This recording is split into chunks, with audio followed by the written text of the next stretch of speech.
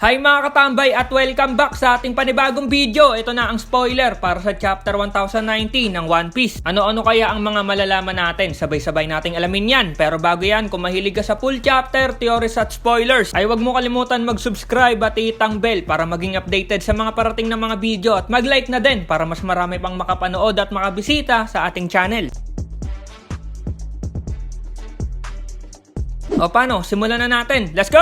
Ano kaya ang mga patikim para sa paparating na chapter? Alamin natin. Ang title nga ng parating na chapter ay Admiral Kizaru. Alam na natin kung sino ang maraming eksena sa chapter. Anyway, ayon nga sa spoiler, magpapatuloy ang kwento dito nga sa Egged Island na inaantay na lang natin kung ano ang gagawin ng mga Marines sa mga bida natin. Nasabi dito na itong si Kizaru ay nandun na mismo sa isla kung nasa ng mga bida natin. Nakarating nga agad si Kizaru doon gamit yung Yata no Kagami niya. Ito yung technique ni Kizaru na napakabilis. Saglit lang mapupunta na agad siya kung saan niya gusto pumunta. Kung naaalala nyo, ginamit niya ito doon sa Sabaody. Habang nasa labas ng isla si Kizaru, etong si Saint J. Garcia ay tumawag nga kay Luffy. Si Luffy pa talaga gusto niyang makausap. Nang tumawag nga si Saint J. Garcia, matik agad sinabi ni Luffy na siya ang magiging hari ng mga pirata. Kulit talaga ni Luffy. Habang nag-uusap nga yung dalawa sa Denden Mushi, may nakikinig nga sa kanila sa kabilang linya. Ito nga ay si Big News Morgans. Pinapakinggan nga lang daw nito yung usapan nung dalawa. Chismoso talaga tong si Morgans. Saka kailangan niya din kasi ng balita. Dito tayo ulit sa loob ng isla. Sa mga naghahanap kay Robin doon sa huling page, sa nakaraang chapter ay andun daw si Robin kasama ang buong Straw Hat crew. Huwag tayo mag-alala, ligtas si Robin. Marami nga ang nangyari sa loob na hindi pinakita. Kung paano nakuha nila Luffy si York at paano natalo ang mga Seraphim. Nasabi sa spoiler na itong mga Seraphim ay nasa isang lugar lang daw. Parang kinulong ng mga bida natin. Nandun nga daw sa isang malaking bula itong mga Seraphim para siguro hindi makatakas. Dahil nga natipunan nila lahat ng Seraphim, meron nga ditong nangyari. Nasabi sa spoiler na itong Seraphim S-Snake o si Boa ay nakita nga itong si Luffy at alam nyo na ang nangyari. Na-inlove nga daw itong S-Snake kay Luffy. Matik naman na ata yan pag nakita si Luffy. At dahil nga na-inlove itong S-Snake kay Luffy, tinanggal nga daw nito yung petrification kay Franky. Kaya nakabalik na sa dati itong si Franky. Buti na lang.